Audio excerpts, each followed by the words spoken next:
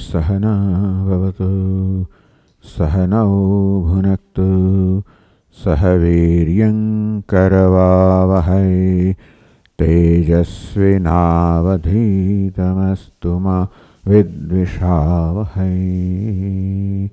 ओम शांति शांति शांति। ओम पूर्णमदः पूर्णमिदं पूर्णात् पूर्णमुदच्यते पूर्णस्य पूर्णमादाय पूर्णमेवावशिष्यते। ओम शांति शांति शांति। श्रुतिस्मृतिपुराणानाम् आलयं करुणालयं नमामि भगवत्पादं शङ्करं लोकशङ्करं शङ्करं शङ्कराचार्यं केशवं बादरायणं सूत्रभाष्यकृतौ वन्दे भगवन्तौ पुनः पुनः। ईश्वरो गुरुरात्मेति मूर्तिभेदविभागिने व्योमवद्व्याप्तदेहाय दक्षिणामूर्तये नमः। सच्चिदानन्दमद्वैतं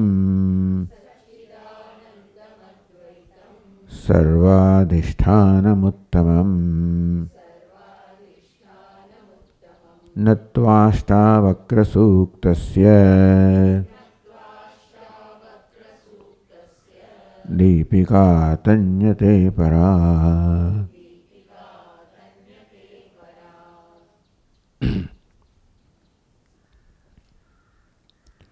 अथ आत्मविश्रान्त्यष्टकं नाम एकोनविंशं प्रकरणं प्रारभ्यते। आत्मविश्रांति अष्टकम अष्टकम 8 श्लोकों समूह जेમાં आत्मविश्रांति आत्माની વિશ્રાંતિ કે આત્મસ્વરૂપ વિશ્રાંતિ અથવા તો આત્માની નિષ્ઠારૂપ વિશ્રાંતિ છે એનું વર્ણન કરનારું આ 8 શ્લોકમાં વર્ણન કરનારું આ 19મું પ્રકરણનો પ્રારંભ થાય છે कि साध्य साधन रूपेण ज्ञाते ज्ञाने गुरोर्मुखात्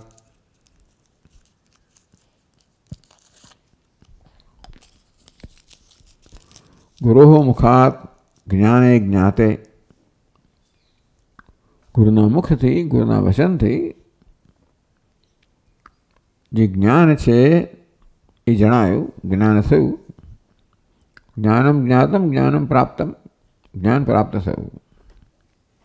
क्या प्रकार ज्ञान है?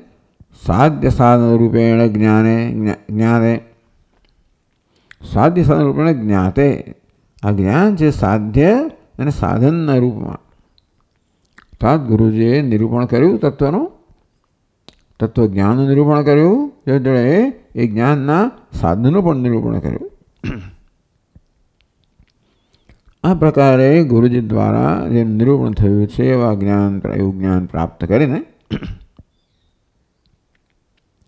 અને મુખ્યત્વે શાંતિ શતકમ નામ અષ્ટાદશમ પ્રકરણ 18માં પ્રકરણ તો શાંતિ સ્વરૂપ આત્મા અથવા તો એ શાંતિમાં નિષ્ઠ જીવનમુક્ત મહાપુરુષનું 100 શ્લોકોમાં વર્ણન થયું। એમાં સાધ્ય સાધન બંને આવી જ જાય। ન પ્રિયતે વંદ્યમાનો નિંદ્યમાનો ન કોઈ પણ શ્લોક લો નિવો દ્વિજિતે મરણે જીવને નાભિનંદતી। આ જીવનમુક્ત મહાપુરુષ કેવા બધા દ્વંદ્વથી પર છે એ સાધ્ય પણ થયું સાધન પણ થયું। દ્વંદ્વની અસરથી મુક્ત થતા જવું એમ કરીને છેવટે આત્મા જે બધું અધિષ્ઠાન છે એ સર્વે મુક્ત છે।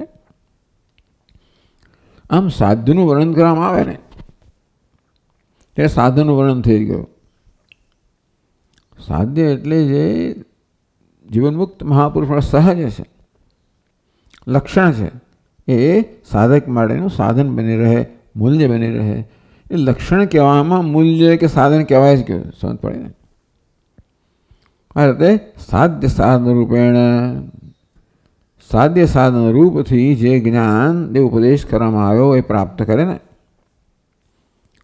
શિષ્યસ્ય આત્મને વિશ્રાંતિમ, તો શિષ્ય પણ એના પરિણામે આત્મવિશ્રાંતિ પ્રાપ્ત કરે છે. ગુરુજીએ જીવનમુક્ત મહાપુરુષ કેવી રીતે વિશ્રાંતિ પામે છે એનું 100 શ્લોકમાં નિરૂપણ કર્યું. જેના પરિણામે એ જ્ઞાન જેમાં સાધન પણ સમાયેલું છે, ઉપદેશ જેમાં સાધ્ય સાધન બંને સમાયેલા છે, ઉપદેશમાં પરિણામે જ્ઞાન પ્રાપ્ત કરીને અને આત્મસાત કરીને શિષ્ય પણ એ જ અવસ્થા પ્રાપ્ત કરી, એ સ્થિતિ પ્રાપ્ત કરી જીવન મુક્તિની, ત્યાં આત્મની વિશ્રાંતિ, આત્મા વિશ્રાંતિ પ્રાપ્ત કરી. અષ્ટભિ પ્રાહસ્ફુટમ, તો હવે આ એક પદ્ધતિ કે શૈલી રહી છે આ ગ્રંથની કે શિષ્ય પોતાનો અનુભવ કહો, જ્ઞાન કહો, એ સ્થળે સ્થળે ગુરુ સમક્ષ પ્રસ્તુત કરે છે. એક તો એમ પણ કહી શકાય કે આ પ્રત્યય જે છે ને, ગુરુનો પ્રત્યય છે ને પોતાનો પ્રત્યય છે, એનું એકતા એની ખાતરી કરવા માટે અથવા તો ગુરુજીને સંતોષ આપવા માટે કે આપણે જે ઉપદેશ કર્યો છે એ સાર્થક થયો છે. એટલે આ પ્રકારની શૈલી આ ગ્રંથમાં રહેલી છે. એટલે ગુરુજીએ જ્યારે 100 શ્લોકમાં શાંતિનું વર્ણન કર્યું, એ શાંતિ સ્વરૂપભૂત શાંતિ છે, આત્મા શાંતિ સ્વરૂપ છે. એટલે કે આત્મા શાંતિ સ્વરૂપ, બધી વસ્તુ શાંતિ સ્વરૂપ છે એમાં સમજવાનું. આત્મા એટલે તત્વ, સર્વનો આત્મા, સર્વનું મૂળભૂત સ્વરૂપ. સ આત્મા તત્વમસી તત્ સત્યમ, સ આત્મા એ સત્ય છે, એ બધાનું મૂળભૂત સ્વરૂપ છે, તે તું છે. આ પ્રકારે જો આત્મા શાંતિ સ્વરૂપ હોય એનો અર્થ એવો થયો કે દુનિયા શાંતિ સ્વરૂપ છે. સ્વરૂપ બધું જે કાંઈ છે એ શાંતિ સ્વરૂપ છે, આનંદ સ્વરૂપ છે, પૂર્ણ છે. પૂર્ણમેવાવશિષ્યતે. આમ જ્ઞાની મહાપુરુષની દ્રષ્ટિમાં શાંતિ, સ્વસ્થતા, પૂર્ણતા એ જ છે. અને મહાન વસ્તુ એ છે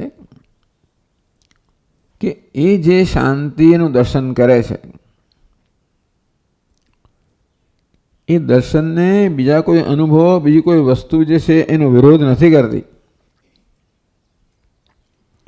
આપણે સાંજે જોઈએ છે શંકરાજી મહારાજની ટીકામાં કે ભગવાન જ્યારે જીવ અને ઈશ્વરના કે જીવ અને બ્રહ્મના ઐક્યનું નિરૂપણ કરે છે કે પ્રતિપાદન કરે છે, એટલે ઘણી બધી શંકાઓ જન્મતી હોય છે. આવું હોય તો આમ કે મારો તો અનુભવ આવો છે, મારું તો નિરીક્ષણ આવું છે, વગેરે વગેરે. અને પછી દર્શન દેખાડવામાં આવે કેવી રીતે શાસ્ત્ર જે તત્વ કે દ્રષ્ટિ આપણી સમક્ષ પ્રસ્તુત કરે છે, કશું એનો વિરોધ નથી કરતો. પ્રત્યક્ષ ખરું એ અમુક સપાટી પર પહોંચે છે, બાકીના જે પ્રમાણો છે જ્ઞાન પ્રદાન કરનારા છે, પરંતુ અમુક સપાટી પર જ પહોંચે. બની આંખો છેવટે માત્ર રૂપ રંગ પર પહોંચે, આકાર પર પહોંચે. શેનું બનેલું છે આંખો નક્કી ના કરી શકે. આમ દરેક પ્રમાણ પોતાની પહોંચ હોય છે. કોઈ પણ આપણને ઉપલબ્ધ પ્રમાણ કહો, જ્ઞાનનું સાધન કહો, એની તત્વમાં મૂળમાં પહોંચવાની ક્ષમતા નથી. એ પ્રકારે એમ ઘડવામાં આવ્યા છે, એવું જ ભગવાને કર્યું છે.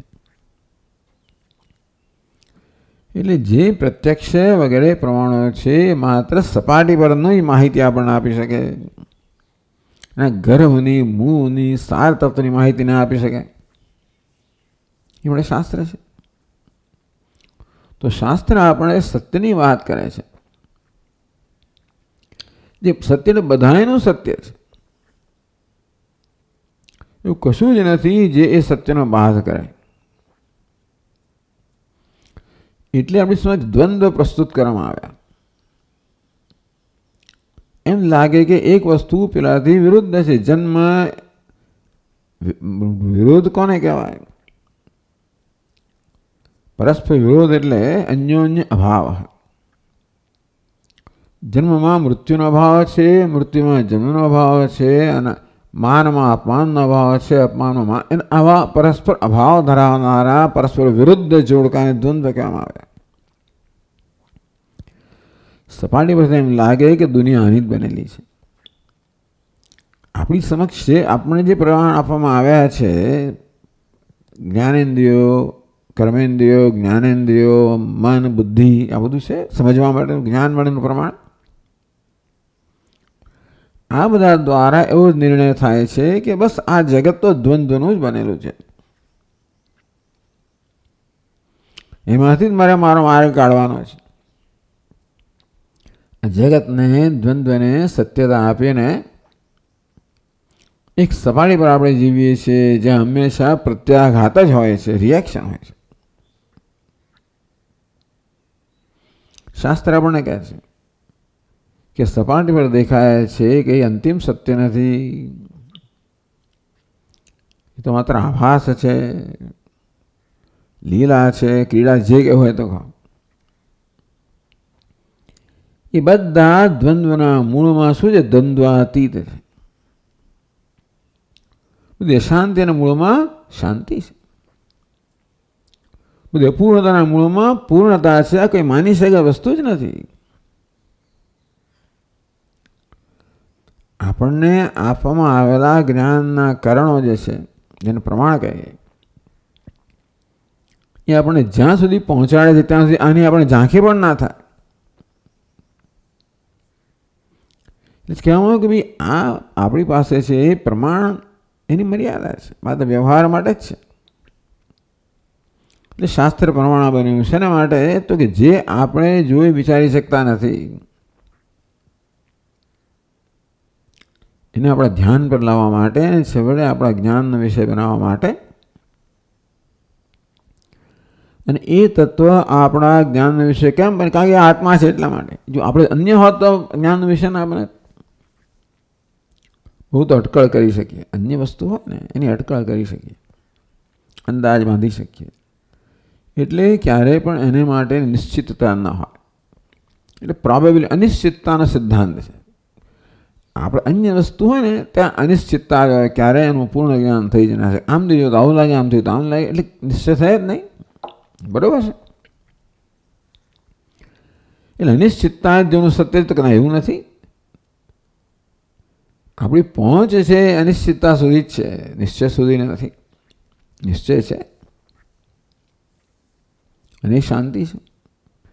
એટલે કલ્પના પણ ન કરી શકાય કે આ સપાટી પર બધે અશાંતિ જ જ્યાં જણાય છે એનું સત્ય શાંતિ છે. બધે સંઘર્ષ દેખાતો હોય, દુઃખ દેખાતો હોય, અને એ બધાનું મૂળમાં આનંદ છે. આનંદાધ્યેવ ખવ્યમાની ભૂતાની જાયંતે આનંદેન જાતાની જીવંતી આનંદમ પ્રયંતિ અભિસંવિશંતિ. ઉપનિષદ કહેતો ખબર પડે તો આનંદની ઉપજ છે ભાઈ, આ દુઃખની ઉપજ નથી. આમ તો કાર્ય છે ને એ ઉપાદાન કારણનું જ અનુસરણ કરે. અર્થાત ઉપાદાન કારણના ગુણો છે એ કાર્યમાં વ્યાપ્ત હોય. આપણે બધે દુઃખ જ વ્યાપ્ત લાગે છે, સંઘર્ષ વ્યાપ્ત લાગે છે. એવું માનવું હોય કે એનું કારણ એવું જ છે કે નહીં, કારણ તો આનંદ છે.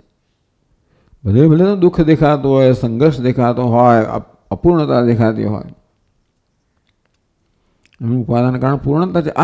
આ કોઈ રીતે તર્કયુક્ત નથી, યુક્તિયુક્ત નથી. યુક્તિ પામી શકતા નથી આપણે કે બધે અપૂર્ણતાનો અનુભવ થતો હોય એનું કારણ કે મૂળ પૂર્ણતા હોય, એ યુક્તિયુક્ત નથી. યુક્તિ પ્રમાણ ચાલતું નથી,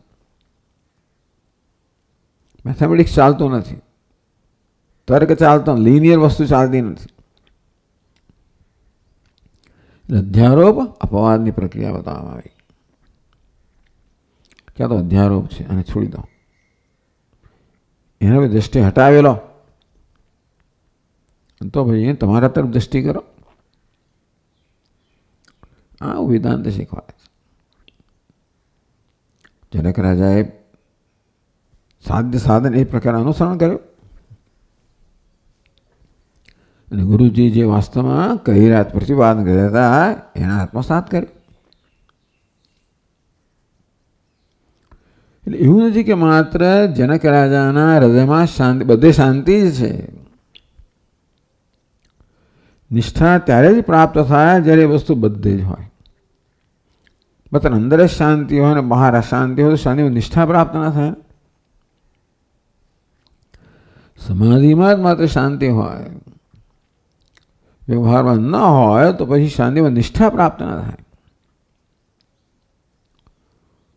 તો પછી ન ધાવતી જના, તો પછી જના કિરણ, આ જન સમૂહ હોય ત્યાં અશાંતિ હોય, તમારે જન રહિત વિજન પ્રદેશે જવું પડે.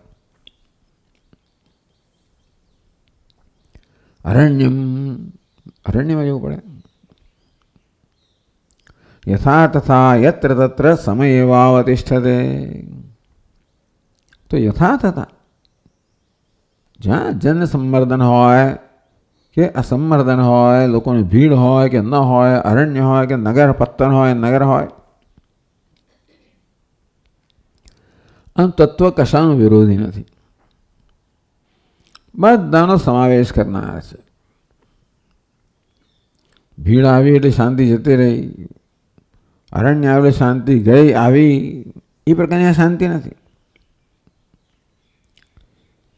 એ છે સાપેક્ષ શાંતિ. એવું ખરું કે નિરપેક્ષ શાંતિ પ્રાપ્ત કરવા માટે આપણને સાપેક્ષ શાંતિનું વાતાવરણ જોઈએ, એને ના નથી. ક્યાંક જવાથી જે શાંતિ અનુભવ થાય સાપેક્ષ શાંતિ છે, એ આપણને નિરપેક્ષ શાંતિના જ્ઞાનની અનુકૂળતા કરી આપે. બરાબર છે. છેવટે એવી નિરપેક્ષ શાંતિ જે કોઈ સંજોગો યત્ર તત્ર યથા તથા યત્ર તત્ર જેવું હોય ને જ્યાં પણ હોય, સમય વાવતિષ્ઠતે, એના મનની સમતામાં કોઈ પ્રકારનો ખલેલ પહોંચતી નથી. સમતામાં કેમ? કારણ કે આ બધા દ્વંદ્વનું અધિષ્ઠાન છે, ત્યાં સમતા હોઈ શકે. દ્વંદ્વના સ્તરે સમતા હોય ના શકે. તો દ્વંદ્વથી આપણે કેવું મુક્ત થઈએ? પહેલાં જાણી કે આ દ્વંદ્વ છે ને એ સત્ય નથી, એ મિથ્યા છે, અધ્યારોપ છે. તો જ પછી એનું જે મૂળ છે, અધિષ્ઠાન છે, એ ખરેખર ઉપાદાન કારણ નથી. ભલે ઉપાદાન કારણે કહેવામાં આવ્યું યેન શ્રુતમ શ્રુતમ ભવતિ અમતમ મતમ વિજ્ઞાત વિજ્ઞાતવતી કસ્મિન ભગવો વિજ્ઞાતે સર્વને વિજ્ઞાતમ ભવતી. શેને જાણવાથી? એટલે એમ કે ઉપાદાન કારણ કહેવાતું ઉપાદાન કારણ એટલે કે વિવર્ત ઉપાદાન કારણ. એવું નથી કે આ કારણ છે, પરિણામ પામે છે, વિકાર પામે ને કાર્ય બને છે. એ તો કાર્ય માત્ર અધ્યારોપ જ છે.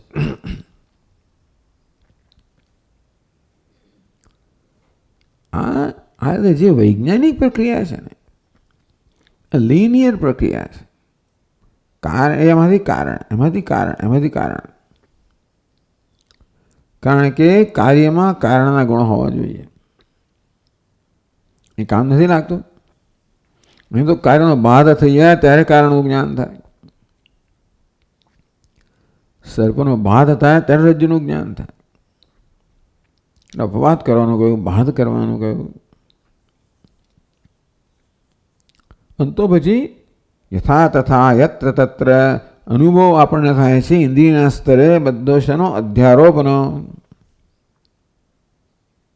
પ્રજ્ઞાન કોનું છે? અધિષ્ઠાનનું. કેમ છે? કારણ કે એ મારું સ્વરૂપ છે, એટલા માટે હું જ અધિષ્ઠાન છું. કોઈ પણ જગ્યાએ હું તો હોવાનો જ છું ને. યથા તથા યત્ર તત્ર, જેવું હોય જ્યાં હોય. તે અનુભવ કરનાર તો છે જ. હું તો છું, હું જો શાંત સ્વરૂપ હોઉં તો એનું ક્યારે બાધ થાય જ નહીં ને. અબાધિતમ તત્વમ સમ એવાવતિષ્ઠતે. એટલા માટે એવું છે કે આ મનની નિયંત્રણને કારણે આવેલી અવસ્થા છે. ખરું, મન નિયંત્રણ કરવું પડે ખરું, પણ છેવટે મનના નિયંત્રણથી નથી. આ સહજ વસ્તુ છે. એને સ્વરૂપ કહેવાય, જ્ઞાન કહેવાય છે, સહજ છે. એટલે મનની પણ અવસ્થા બદલાયા કરતી હોય. ન પ્રિયતે વંદ્યમાનો નિંદ્યમાનો ન ખુપ્યથી,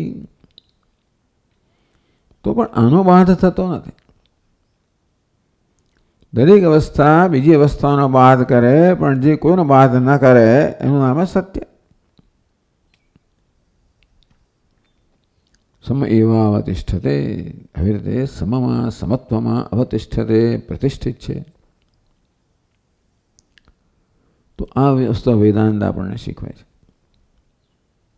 એ ઉપદેશ પ્રાપ્ત કર્યો, જનક રાજા આત્મસાત કર્યો, અને ગુરુજીને પ્રસન્ન કરવા માટે. આ ગુરુ દક્ષિણાનું ગુરુ દક્ષિણા.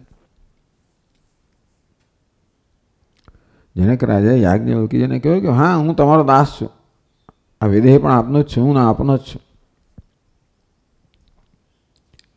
અભયમ વૈ જનક પ્રાપ્તો સિંહ. જનકને અભયને પ્રાપ્ત, નિર્ભયતાને પ્રાપ્ત કરી છે. એટલે આ પ્રકારે શિષ્ય જ્યારે ગુરુજી આપેલા ઉપદેશને પૂર્ણ રીતે ચરિતાર્થ કર્યો છે. આ ઉપદેશમાં શું છે? જાણવાનું, બનવાનું બધું એક જ છે. એટલે પોતાની જે ચરિતાર્થ કૃતાર્થતા છે એને પ્રદર્શન માટે નહીં, પરંતુ ગુરુના સંતોષ માટે. શિષ્યશ્ચાત્મ વિશ્રાંતિમ અષ્ટભી પ્રાસસ્ફુટમ. આત્મની વિશ્રાંતિમ, આત્મામાં પોતાનો જે વિશ્રાંતિ પ્રાપ્ત કરી. બધા શ્રમમાંથી મુક્તિ, વિશ્રાંતિ. શાંતિ એટલે શ્રમ. વિગતા શાંતિ યસ્માત સા યસ્યા સા. ચાલો, વિશ્રાંતિ. બધો શ્રમ દૂર થઈ ગયો છે. એવી સહજ સ્થિતિ, અનાયાસ, સસ્ફુટન, સ્પષ્ટ રીતે ગયા છે 8 શ્લોકની અંદર. 8 શ્લોકના 19મા પ્રકરણમાં ટીકા કરી. એવં તત્વજ્ઞાન સ્વભૂતામ શાંતિમ શ્રુત્વા. આ પ્રકારે 100 શ્લોકોમાં તત્વજ્ઞાની, જે તત્વજ્ઞાની છે, સ્વભાવભૂતામ શાંતિમ શ્રુત્વા. એ સ્વભાવભૂત શાંતિ. સ્વભાવભૂત એટલે સ્વભાવ સ્વરૂપ, સ્વભાવ જ એમ ભૂત સ્વરૂપભૂત, જેને વડે સહજ છે એવી શાંતિ. શ્રુત્વા, તત્વજ્ઞાની બધાને એનો અર્થ એવો થયો આત્માનું સ્વરૂપ છે એવું શ્રવણ કરે ને, કે હું પણ એવો જ છું.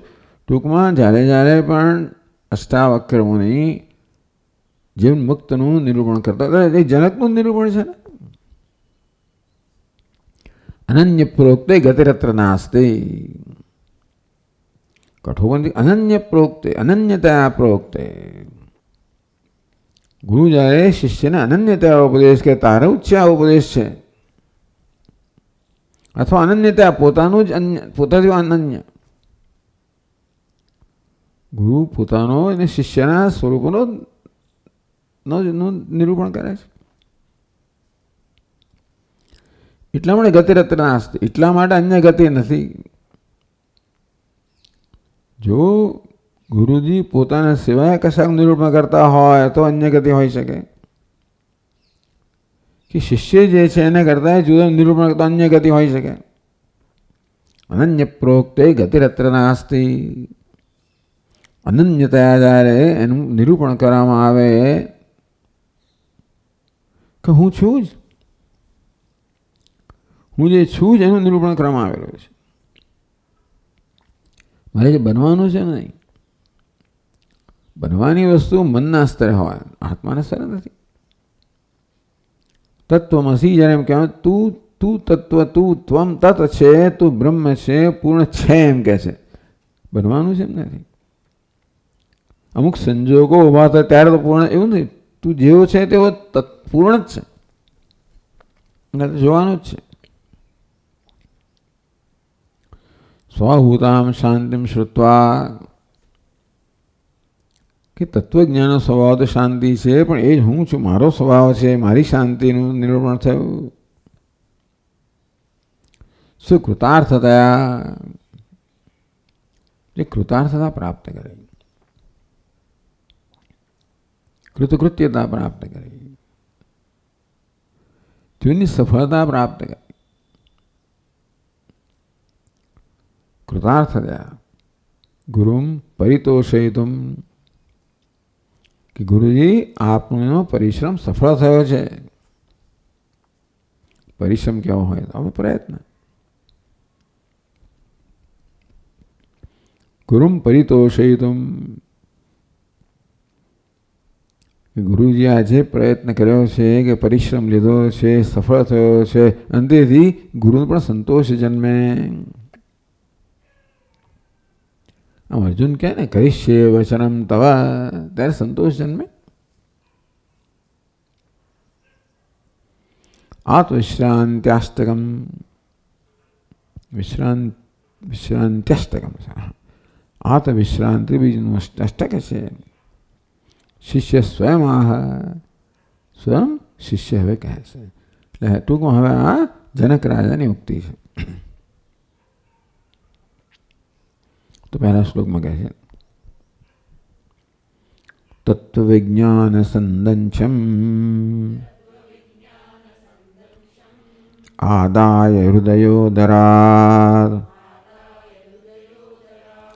નાનાવિધ પરામર્શ શલ્યોદ્ધારઃ કૃતો મયા. વિલક્ષણ છે આ બધી શૈલી, વર્ણનની રીત બધું જ વિલક્ષણ જ છે. અહીંયા આગળ તત્વવિજ્ઞાન સંદંશમ, સંદંશ એટલે સાણસી. આદાય પ્લાયર અંગે સાણસી, એ જમાનામાં સાણસી એવો પ્લાયર હોય. ટૂંકમાં જ્યાં આપણે જોઈએ ને આપણા મિસ્ત્રી હોય એ ખીલી વગર આમ જેવી પેલે પ્લાયરમાં પકડીને એવી ખેંચી કાઢે ને, અથવા તો કાંટો વાગ્યો હોય તો મને પકડીને ખેંચી કાઢવો પડે ને. કાંટા વાગ્યા હોય તો પછી એને કેમ ખેંચવું, હાથથી તો ખેંચાય નહીં. કારણ કે એને બહુ એને ખેંચવાનું બહુ એકદમ જોરદાર પકડ જોઈએ, જે આપણી આંગળીમાં હોય નહીં. ભાઈ સાણથી હોય ને આપણને લેવરેજ આપે. અને પેલા હાથા મોટા હોય ને એટલે આપણું બળ ઘણું વધી જાય. ચાલો, પણ એટલે ટૂંકમાં એટલે આપણને પ્લાયર જોઈએ, સાણસી જોઈએ, અને સાણસી કર્યું ખેંચી કાઢે. હાથથી આપણે આટલું જ મળે, પેલામાં આટલું લીવરેજ મળે. છોડો. પણ તત્વ તો સમદંશમ આદાય શલ્યોદ્ધાર કૃતો મયા. શલ્ય એટલે બધા કાંટાઓ બધા ઉદ્ધારણ કૃતો મયા, કાંટા બધા મેં બહાર કાઢ્યા. ક્યાં હતા કાંટા? હૃદય ઉદરાત, મારા હૃદય રૂપી ઉદરમાં, મારા હૃદયમાં અનેક બધા કાંટાઓ ઘૂસી ગયા હતા, જે મને પીડા આપી રહ્યા હતા. જીવનમાં પીડા આપનારું આ પીડા જુદા પ્રકારની છે. આ તો છે મુમુક્ષુની પીડા છે, જિજ્ઞાસુની પીડા છે, જે સત્યનું અન્વેષણ કરી રહ્યો છે એની પીડા છે. એ જુદા પ્રકારની પીડા હોય. પૂજ્ય સ્વામી વર્ણન કહ્યું પીડામાંથી પસાર થઈ રહ્યા હતા. આનો અભ્યાસ કરે, પેલાનો અભ્યાસ કરે.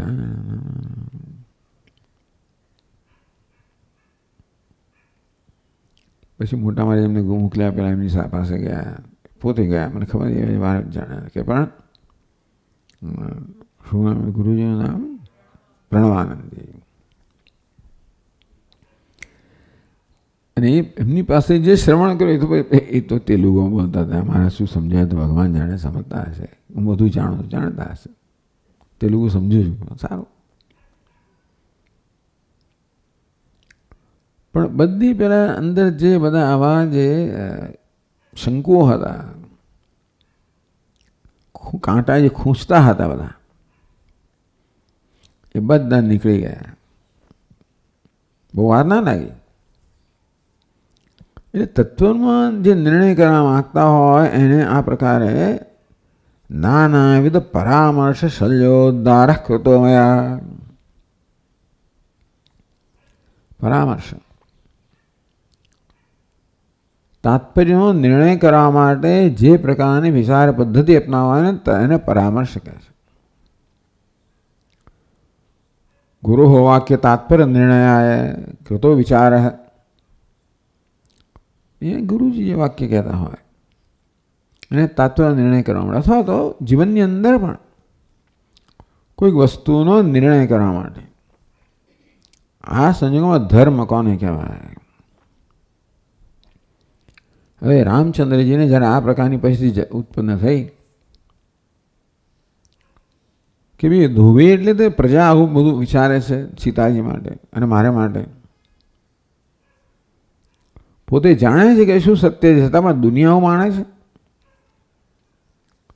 તો મારી શું ફરજ છે?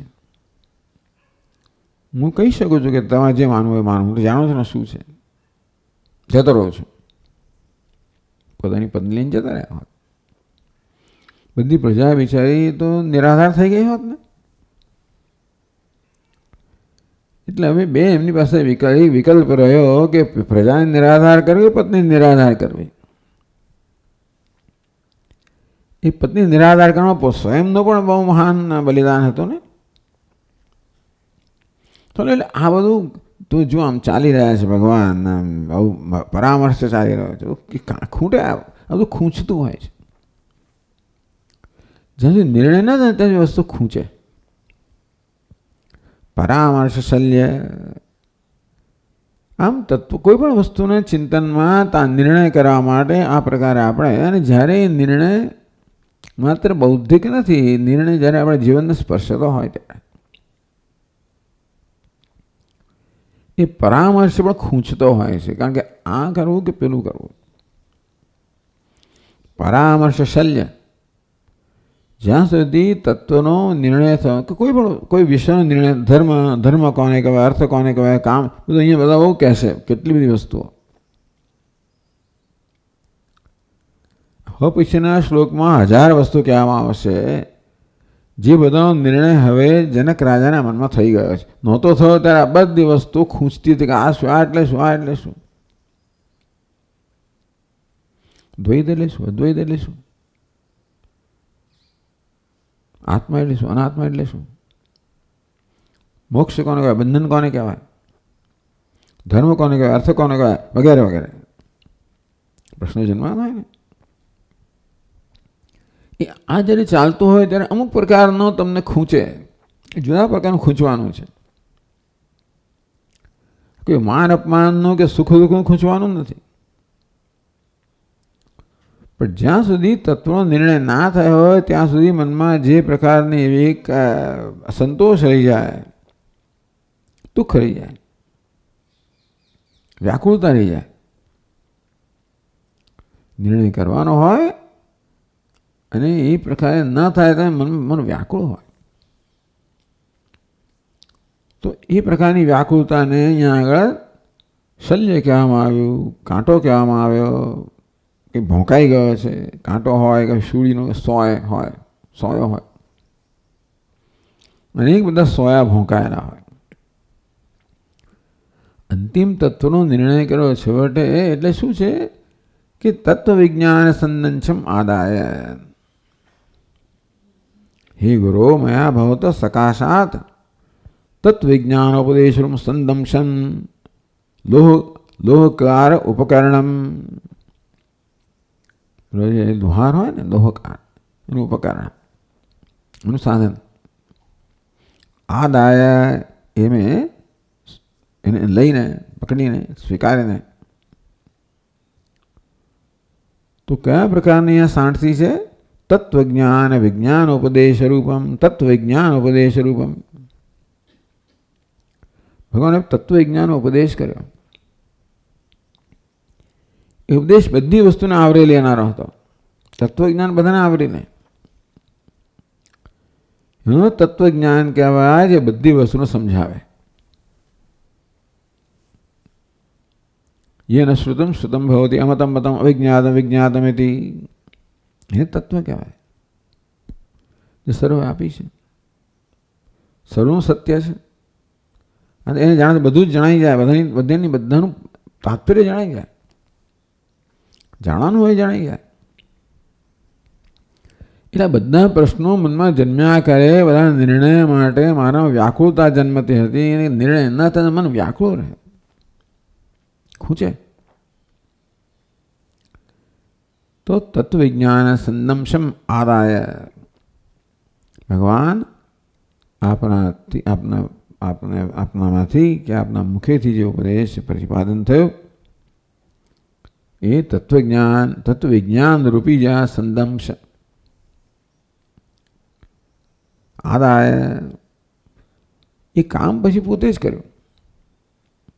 તો ગુરુજી કંઈક કરે ને શિષ્ય કંઈક કરે. ગુરુએ સાધન આપ્યું અને આ સાણસી આપી, લે ભાઈ પછી કામ કરવાનો નિર્ણય છે. સ્વ ઉદરાત પોતાના હૃદયની અંદરથી છેક અંદર ઘૂસી ગયા ને બધા. નાનાવિધ પરામર્શ શલ્યોદ્ધાર, નાના પરામર્શ એવ શલ્યમ યત શલ્યમ તસ્ય ઉદ્ધાર અપહાર કૃત. નાના ભિન્ન ભિન્ન પ્રકારના પરામર્શ, અનેક બધી વસ્તુઓ મારી સમક્ષ ઉપસ્થિત થાય જેનો મારે નિર્ણય કરવાનો કે આનો શું અર્થ થાય. અને આમ જો બધી વસ્તુઓ એકબીજા જુદી લાગે, ધર્મ જુદો, અર્થ જુદો, કામ જુદો, મોક્ષ જુદો, આત્મા જુદો, અનાત્મા જુદો, ફલાણ બધું જાણે જુદું જુદું હોય એવું લાગે ને. એમ દરેકનો સ્વતંત્ર નિર્ણય કરવો પડે આપણને. અને તોય પણ આપણે અંતિમ નિર્ણય પર આવી શકતા નથી, સંતોષજનક નિર્ણય પર નથી આવી શકતા. એ ક્યારે આવીએ? જ્યારે જોયું કે આ બધાનું તત્વ એક જ છે. છેવટે ધર્મ કોને? આત્માને જ ધર્મ કહેવાય, એને જ અર્થ કહેવાય, એને જ કામ કહેવાય, એને જ મોક્ષ, એવું જાણીએ, સમજીએ. જ્યારે જોઈએ હા બરાબર છે. તત્વવિજ્ઞાનનો ઉપદેશ થયો, આત્મ તત્વનો ઉપદેશ તો કહો અહીં જ બધાનું તત્વ છે. દ્વૈત કોને કહેવાય, દ્વૈત કોને કહેવાય, બંધ કોને કહેવાય, મોક્ષ કોને, આ બધું સમજાઈ જાય. આત્મતત્વને સમજવાથી બધું સમજાઈ જાય. એક વિજ્ઞાન એને સર્વવિજ્ઞાનમ. એક જ્ઞાનથી બધું જ જ્ઞાન થઈ ગયું, કોઈ સમસ્યા જ ન રહી.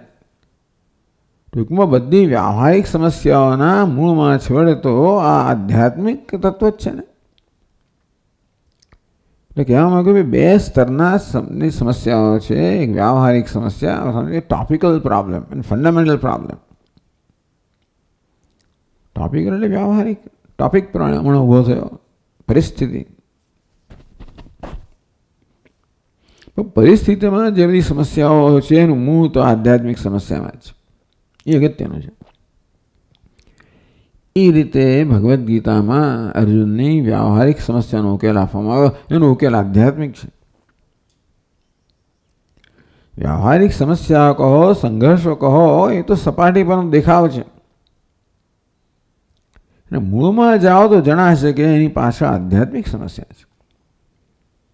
કઈ? આત્મનો જ્ઞાન સમસ્યા છે, જન્મેલા ભ્રમ સમસ્યા છે. એ આત્મ વિષયના તત્વ વિષયના ભ્રમ છે. એ બધા પ્રકારના ભ્રમ અને બધી અસ્પષ્ટતાઓ વ્યવહાર વિશે જન્મ આવે છે. પહેલાં મૂળ પોતાના વિશે જન્મ આવે છે. પોતાના વિશે જ જ્યારે આ પ્રકારના અનેક ભ્રમ હોય ત્યારે આ સ્થિતિ મને આ હુંને ઉત્પન્ન કરે, પેલી સ્થિતિ પેલાનું ઉત્પન્ન કરે. મારામાં જાત જાતના હું ઉત્પન્ન થાય છે. મારું સન્માન થાય તો એક હું જન્મે, અપમાન થાય બીજો હું જન્મે, ભય લાગે તો એક હું જન્મે. આ રીતે સતત મારામાંથી આ જન્મતા હું ત્યાં જ સંઘર્ષ થાય છે બધો.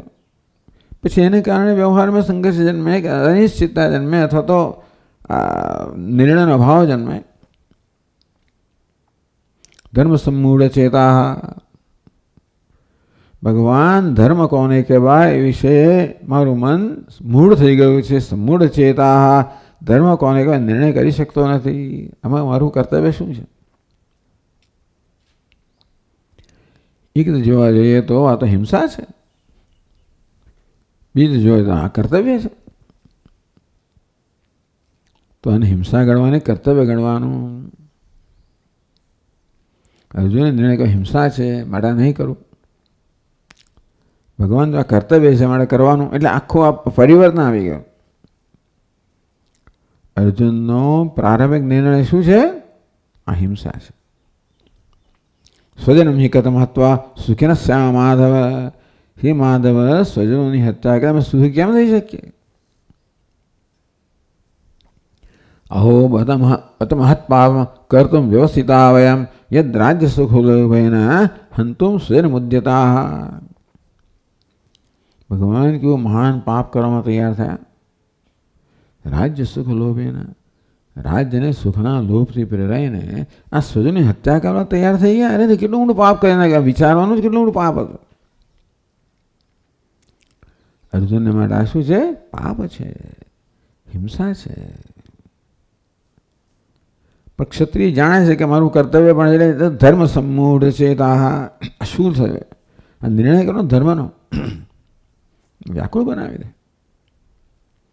શૂળ દુઃખનું શૂળ ઉત્પન્ન કરે.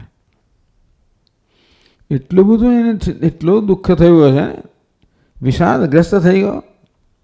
તમ તથા કૃપયા અશ્રુપૂર્ણ કોલેક્ષણમ. આ જાતનો સંઘર્ષ છે અર્જુને મને કેટલું ભયાનક દુઃખ ઉત્પન્ન કર્યું. હૃદયમાં જેમ કોઈ શૂળ ભોંકાઈ ગયો અને કેવું દુઃખ થાય, મનમાં સ્થાનમાં તેવું દુઃખ જન્મે. એટલે એનો નિર્ણય ન થાય ત્યાં સુધી દુઃખથી મુક્ત ન. નષ્ટો મોહ સ્મૃતિ લબ્ધ. હવે મારો મોહ દૂર થયો, શોક દૂર થયો. એ કરનાર અર્જુન છે. કેવી રીતે?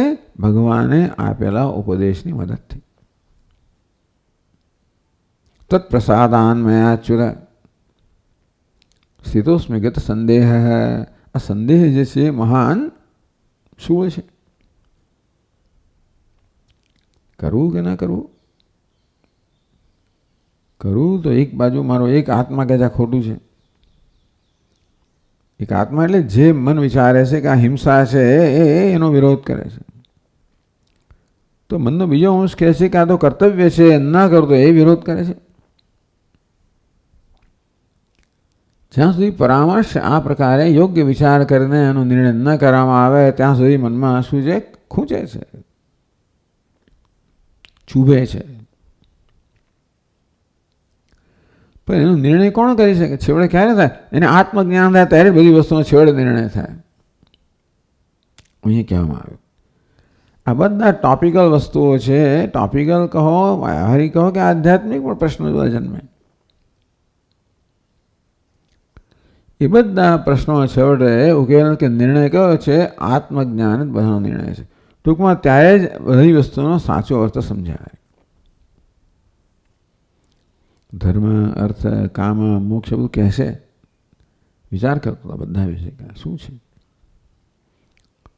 તત્વજ્ઞાન સંદમ આદાય. ભગવાન તત્વજ્ઞાન ઉપદેશ રૂપમ. તત્વજ્ઞાન ઉપદેશ આપે કર્યો. એ રૂપિયા સંદમ છે, સાણથી છે લઈને બધા મારા જે શંકાઓ જે બધા આવે તો શું હતા હૃદયની અંદર? નાના આવે તો પરામર્શ શલ્યોદ્ધાર. પરામર્શ એ તત્વચિંતનનો પ્રકાર જેનાથી આપણે તાત્પર્ય નિર્ણય પર આવી શકીએ. એથી જ્ઞાનમાખ્યાતમ ગુહ્યાદ ગુહિતરમાં વિમુષિત શેષ. વિમર્શ કહો, પરામર્શ કહો. અશેષેણ યથેચ્છસી તથા કરું. તો વિમર્શ કર, પરામર્શ કર અને બધા જ પાસાની તપાસ, પછી નિર્ણય કરો. એટલે આ બધી વસ્તુ આ પ્રક્રિયા છે ને. તો આવા અનેક નાનાવિધ પરામર્શ, અનેક પ્રકારનો જે પરામર્શને કારણે જે બધો અંદર સંઘર્ષ ચાલી રહ્યો હતો, જે મને ખૂંચી રહ્યો હતો, વ્યાકળું કરી રહ્યો હતો, જિજ્ઞાસુ છે ને દરેક જણ વ્યાકુળ છે, પણ કારણ જુદું જુદું હોય. હું વ્યાકુળ થયો કે મને સવારે ચા ના મળી ત્યાંથી આ વ્યાકુળતા ઘણા કારણો હોઈ શકે. માથું દુખે છે મને વ્યાકુળ છે,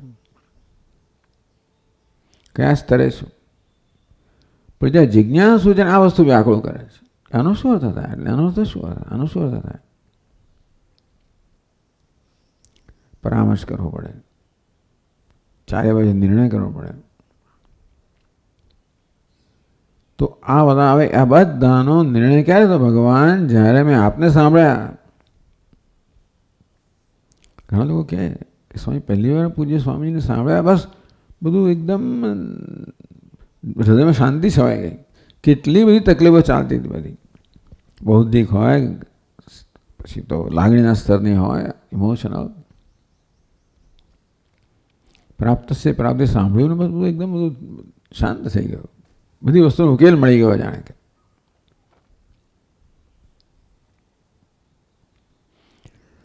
એવી એક વસ્તુ એવી છે બધાનો ઉકેલ લાવી દે, અને ના હોય તો કશાનો ઉકેલ મળે નહીં. એટલે આપે આપેલો જે ઉપદેશ રૂપી જે સંદંશ છે એને લઈને મેં પછી આ શિષ્યનું કામ છે એ બધા. એટલે એણે આ ઉપદેશ છે એણે મને છેવટે દરેક વસ્તુને સમજવાની ક્ષમતા આપી. હો, ધર્મનો અર્થ તો આ જ થાય. ધર્મ એટલે પૂર્ણતા. ધર્મ અર્થ કામ મોક્ષ જે કહો બધાનો છેવટનો અર્થ આ એક જ છે. દરેક શબ્દનો અર્થ આ જ થયો, એનો અર્થ એવો થયો. બધાનું તાત્પર્ય એક જ છે. આ બધી ભાષા બધું ઉત્પન્ન શેને માટે થયું, એને માટે જ થયું. અને છેવટે એ મળે તો જ આપણને બધાનું પ્રયોજન સિદ્ધ થાય. શું પ્રયોજન છે, શેના માટે છે? હવે મનમાં ચિંતાઓ થયા કરે પછી આ જ પ્રયોજન છે, બરાબર છે. બધું સમાધાન થઈ ગયું. બધું સમાધાન તો બધી વ્યાકુળતા ચાલી ગઈ. આ કઈ ઇન્ટેલેક્ચ્યુઅલ વ્યાકુળતા હતી કે આધ્યાત્મિક વ્યાકુળતા હતી. કોઈ લાગણીની વ્યાકુળતા નહોતી, શરીરની વ્યાકુળતા નહોતી. એ હોય પણ આ બુદ્ધિની પણ આધ્યાત્મની વ્યાકુળતા હતી. ઉદ્ધાર અપહાર કૃત. ઉદ્ધાર ઊંચું લઈ લેવું, અપહાર કાઢી લેવું. તો આ પ્રકારે એમના ગુરુજીનો ઉપદેશ શું કામ કર્યું, કેટલું મોટું એમને ટૂલ આપ્યું, કેટલું મોટું સાધન આપ્યું. એ જીવનની બધી સમસ્યાનો ઉકેલ માટેનું સાધન છે. અનેક સમસ્યાઓ મહારાજને કોરી ખાય. દરેક સ્થિતિમાં નિર્ણય લેવાનો હોય ને આપણે કહેવાય, કારણ એને નિર્ણય લેવાનો બિચારો અહંકાર હોય એટલે અમે શું મારું આમાં શું મારું શું નહીં એ પ્રકાર નિર્ણય લેવાતો હોય ને. અહંકાર નિર્ણય લેતો હોય અને અહંકારના હિતને ધ્યાનમાં રાખીને નિર્ણય લેવાનો હોય તો કોઈ દિવસ ઠેકાણું પડે જ નહીં. અહંકારથી ઉપર ઉઠીને જ્યારે પછી આપણે પરિસ્થિતિનું જ્યારે આવી રીતે દર્શન કરીએ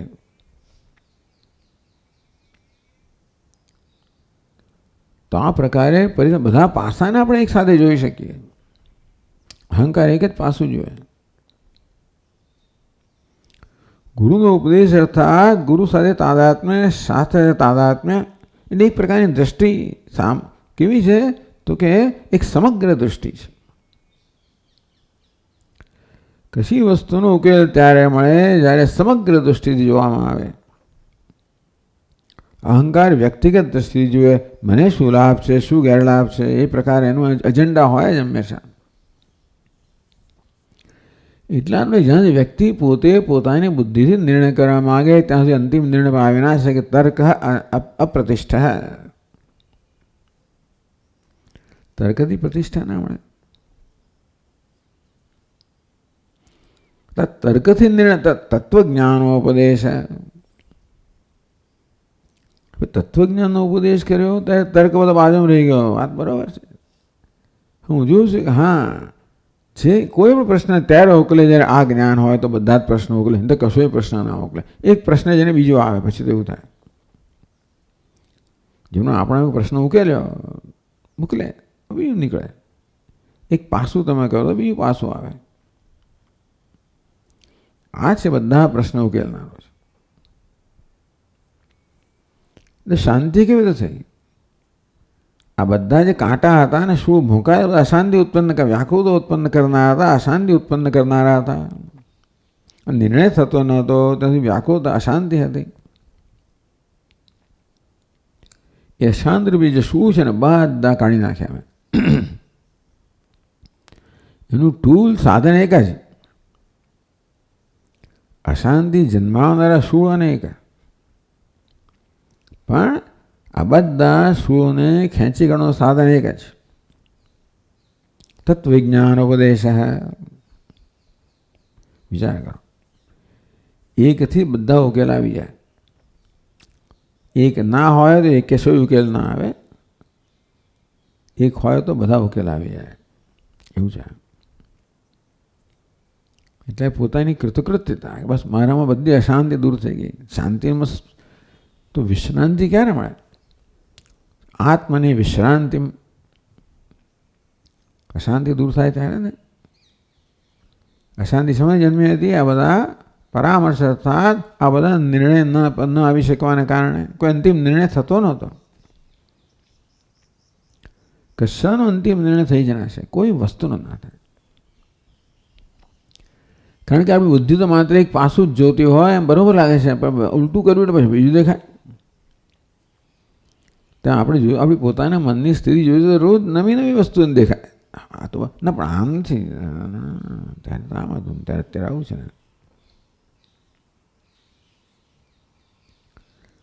આ બધા જે બધા દ્વંદ્વ છે કાંઈ જુદું જ દેખાય ને. આજે આમ દેખાય ને કાલે પેલું દેખાય, નામ દ્વંદ્વ.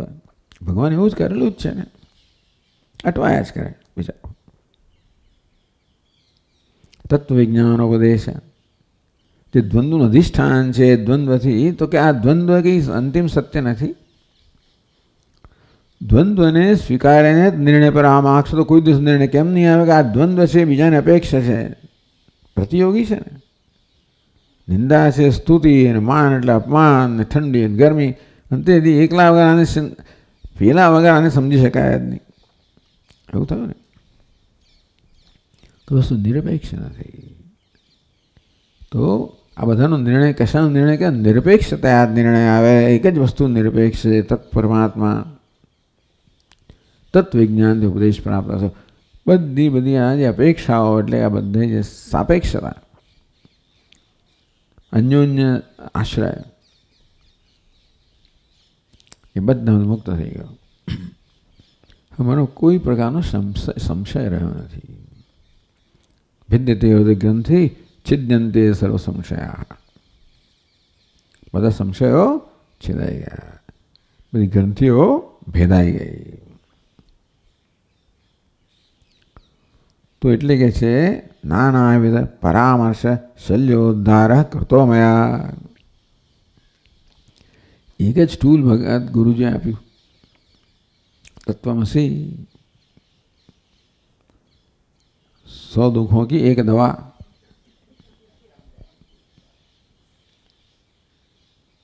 કે લાખો દુઃખો की એક દવા। દુઃખની બીજી કોઈ દવા જ નથી। પણ કેમ નથી? દુઃખ જનોનું કારણ નથી ને દુઃખ જન્મ્યું છે, એટલે પછી એની દવા કેવી રીતે હોય? આ તત્વને ઉલટું એને વિરુદ્ધ જાણવાને કારણે, ભ્રમને કારણે એના વિશે એને માટે દુઃખ જન્મ્યું છે ને। દુઃખનું એ સેવાનું કારણ હોત તો બરાબર છે। તત્વને ખોટું સમજ, ખોટી સમજમાં દુઃખ જન્મે, સાચી સમજ સિવાય દુઃખ દૂર થઈ નથી કે જીવનમાં ના જ થાય। એક જ સમજ સાચી છે, અહમ બ્રહ્માસ્મિ સર્વમ ખલ્વિદમ બ્રહ્મ। બસ પછી કોઈ સમસ્યા, બધી સમસ્યા ઉકેલ ત્યાં આવી જાય, કોઈ દ્વંદ્વ ત્યાં ના રહે। દ્વંદ્વ તો પક્ષપાત છે ને, એક પક્ષ લો એટલે બીજો સામેનો પક્ષ, સાપેક્ષતા. તો નિરપેક્ષ દ્રષ્ટિ આપણે હાથ પ્રદાન કરે. એ જ્ઞાન प्राप्त निरपेक्ष दृष्टि બધું तो બધું बराबर है. सब लोग ठीक है, अपने अपने स्थान में ठीक है. બધા માટે સહાનુભૂતિ, પછી બધાનો સ્વીકાર, બધાનો સમાવેશ. આ તો વ્યવહારની વાત થઈ. વ્યવહાર સતત શું જન્મ આવે, આવું કેમ નહીં, પેલું કેમ નહીં, કારણ કે તરત વિરુદ્ધ પડે ને. જ્યાં દ્વંદ્વ હોય એટલે એક પેલો પકડતો, હું બીજું પકડું એટલે તરત થાય અંદર કંઈક. માત્ર જ્યારે બે આ દ્વંદ્વનું અધિષ્ઠાન છે, જે દ્વંદ્વ સાથે મુક્ત છે, એનું પકડવું તો પછી કોઈ દ્વંદ્વ શું ના જન્માવી શકે. માન બરાબર છે, અપમાન બરાબર છે, બધું બરાબર છે, એના સ્થાને યોગ્ય છે. હું એવા સ્થાને છું જે મને સ્પર્શતા નથી, શું જ પછી જોવાનું છે. આ પ્રકારે મહારાજોને બધું દુઃખ દૂર થઈ ગયું, બધી વ્યાકુળતા દૂર થઈ ગઈ, બધું સમાધાન થઈ ગયું. કશી વસ્તુ સમાધાન વગર રહી નહીં. વિચાર, બધું સમાધાન થઈ ગયું, ક્યાંય કોઈ સંઘર્ષ રહે નહીં, સબ ઠીક હે. બધાનો સ્વીકાર, પ્રેમ છે સ્વીકાર. પછી મનમાં એ સ્વીકાર કરવો એટલે પછી મોઢું ચડાવીને તો અંદરથી વિરોધ, સવિરોધ સ્વીકાર નહીં. જૂના જમાનામાં બધું કોઈ આપણો સપ્લાયર હોય ને, પેલો માલ આપે ને, આ લોકો સ્વીકાર કરે એટલે. પણ અમે બી વિથ રેઝર્વેશન, અમે હજી જોઈશું કે આ કેવું છે ને કેવું નીવડે વખાણ, ત્યારે અમે સ્વીકારી લીધું છે. પછી શરતી સ્વીકાર, બિનશરતી નહીં.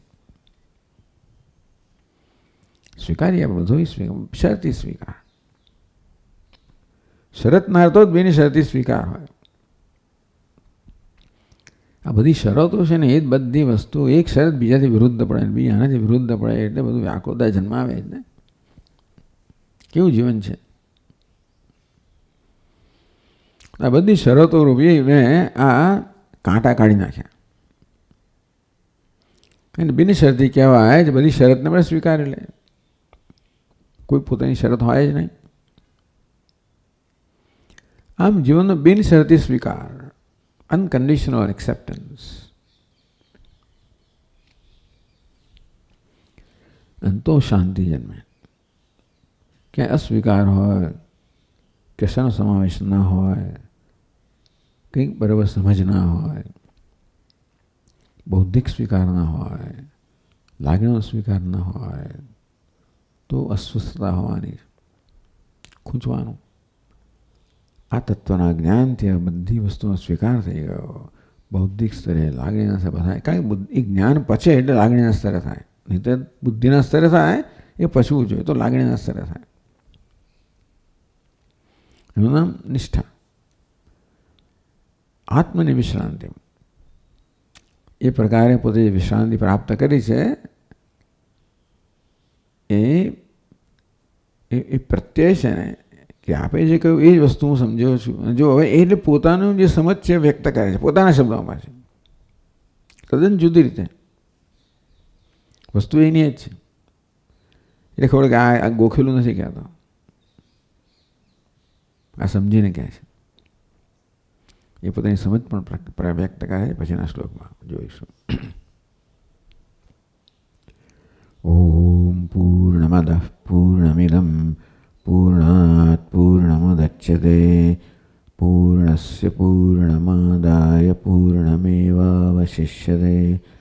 ઓમ શાંતિ શાંતિ શાંતિ.